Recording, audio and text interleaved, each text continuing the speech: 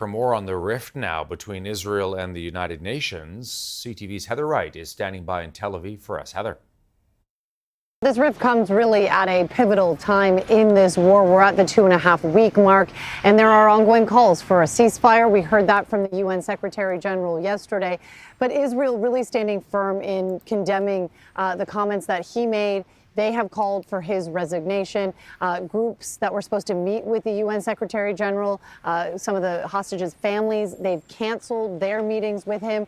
And so this is a rift that threatens to grow even wider. And this comes as the UN is playing a very vital role here in this region, in this conflict, trying to get aid to people in Gaza. But it does not appear as though Israel is going to, take the comments made by Guterres today. They still stand by their calls for him to resign as Secretary General. There are growing calls for a ceasefire. That's unlikely. The United States and Israel have rejected that. There's also talk about these humanitarian pauses, which would likely mean, a delay or a stoppage for a certain period of time of airstrikes to, get food, water, medicine to people in a safer manner.